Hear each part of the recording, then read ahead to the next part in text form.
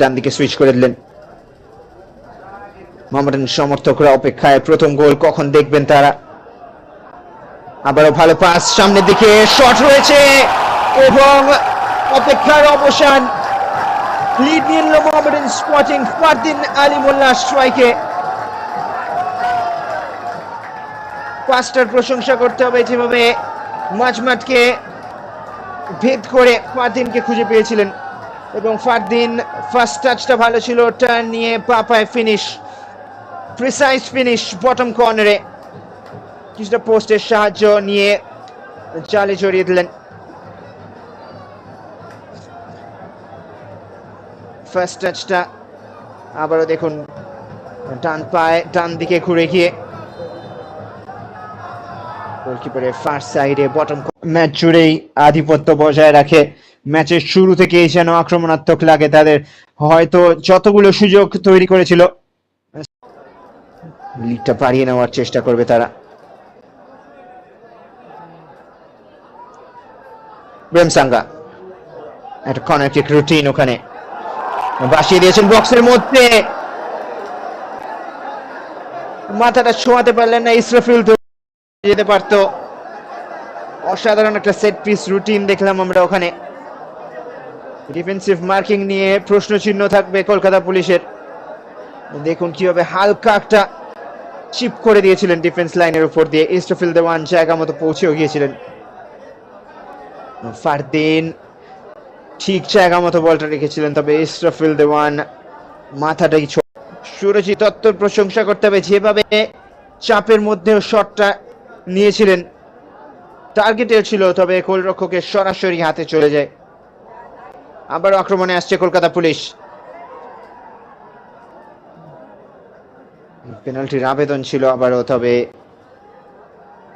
আজকের match referee Sovan রয় মনে করেননি।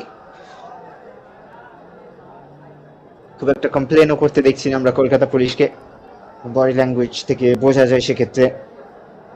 হালকা টাচ অবশ্যই ছিল, কিন্তু হয়তো পেনাল্টির জন্য যথেষ্ট নয়। তবে সুরজিৎ দত্ত চাপের মধ্যেও শট নিয়ে নিয়েছিলেন। এক্ষেত্রে কিন্তু কর্নার কিক হতে পারতো, পেনাল্টি অবশ্যই নয়। বলে টাচ ছিল হালকা, শেষ টাচটা সাহিলের ছিল কি সেটাই প্রশ্ন। তবে রেফারি গোল কিক দিয়েছিলেন, সেক্ষেত্রে হয়তো সাহিলের পায়ে লেগে বেরিয়ে যায় বলটা। পেনাল্টি অবশ্যই। লালথন কিমাও বেঞ্চে রয়েছেন তিনি।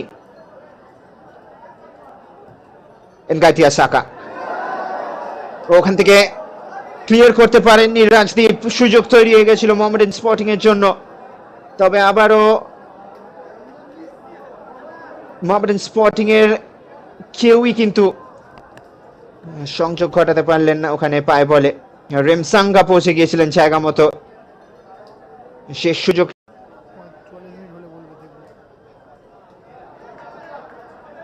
অর্পিত ছেত্রী, অনেকটা জায়গা রয়েছে, তবে একেবারেই ভালো ক্রস হলো না। বডি অফ ব্যালেন্স ওখানে জায়গা মতো রাখতে পারেননি।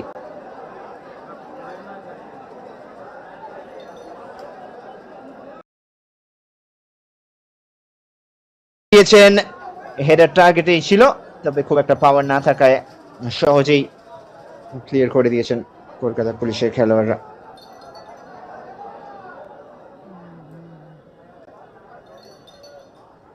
জুয়েল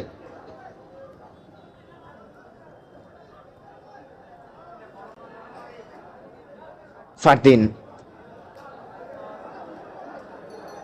আবারও ভালো ডিফেন্ডিং কলকাতা পুলিশের।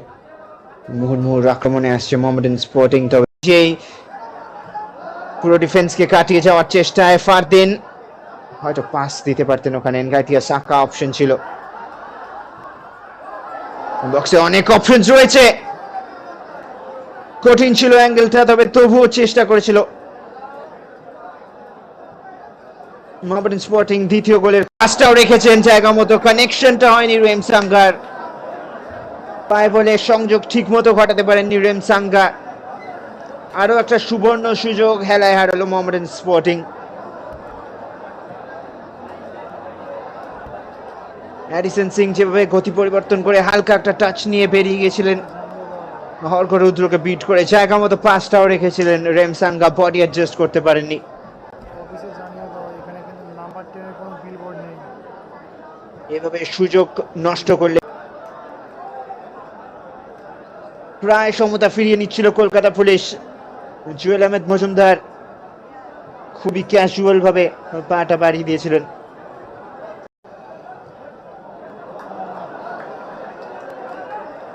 অসাধারণ থ্রু বল ডান দিক থেকে কলকাতা পুলিশ, আবার একটা সুযোগ তৈরি হয়ে যাচ্ছে তাদের জন্য। সরাসরি জুয়েল আহমেদ মজুমদারের গায়ে ফার পোস্টে একটা অপশন রয়েছে, ইম্পর্টেন্ট টাচ শুভদীপ। টাচ ওখানে ভালো ফরওয়ার্ড বল, লালটন কিমা গতি রয়েছে, পুরো ডিফেন্সকে পরাস্ত করে লালটন কিমা, যে কারণে কিন্তু তার এত প্রশংসা কলকাতা ফুটবল ময়দানে। সুপার সাব লালটন কিমা, যে দ্বিতীয় গোলটা মোহামেডান যেন তুলতেই পারছিল না, সেই 19 মিনিটের পর থেকে চেষ্টা চালিয়ে যাচ্ছিল মোহামেডান স্পোর্টিং, তবে অবশেষে লালটন কিমা কাজের কাজটা করে দিলেন। অসাধারণ একটা থ্রু পাস ছিল, তবে লালটন কিমার গতি এবং বুদ্ধিমত্তার পরিচয় গোলকিপারকে রাউন্ড আপ করে ফাঁকা গোলে বলটাকে ছড়িয়ে দিলেন। এবং দেখুন ভারী সুন্দর একটা ফরওয়ার্ড বল, গতি বাড়িয়ে রক্ষণ লাইনকে বিট করে ওখানে লালটন কিমা প্লেস করে দিলেন। খুব সম্ভবত সাকার পাস ছিল, আমরা আরো একবার দেখে নেবো লালটন কিমার ফিনিশটা। মাথা ঠান্ডা রেখে কিভাবে ফিনিশ করতে হয়, সঠিক ডিসিশনটা সঠিক সময়ে নিলেন ওখানে লালটন কিমা।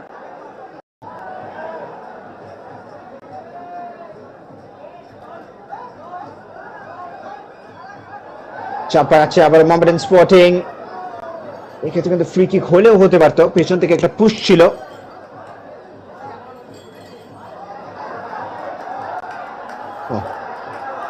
দারুণ কন্ট্রোল, ওখানে বক্সের মধ্যে তৃতীয় গোল কি আসবে, ইসরাফিল দেওয়ান খুব সম্ভবত কলকাতা পুলিশের একজন খেলোয়াড়কে। লালটন কিমা অনেকটা কার্ল ছিল ওখানে, অমল বেরিয়ে এসেছিলেন, তবে আঘাত পেয়েছেন জুয়েল আহমেদ মজুমদার, বলে কন্ট্যাক্ট করতে পারেননি, বলের নাগাল পাননি, ফ্রি কিক তাই কলকাতা পুলিশের অনুকূলে।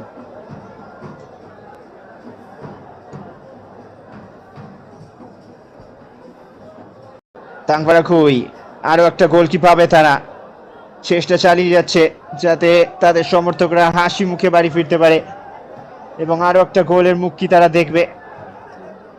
রেফারি তার ঘড়ির দিকে ছোট্ট করে একটু দেখে নিলেন, অবশ্যই সময়ের অবসান এবং ফুল টাইম হুইসেল ওখানে।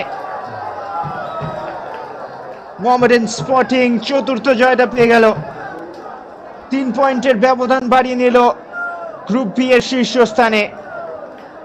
দ্বিতীয় স্থানে থাকা কোল ইন্ডিয়াকে আরো চাপে ফেলে দিল মোহামেডান স্পোর্টিং।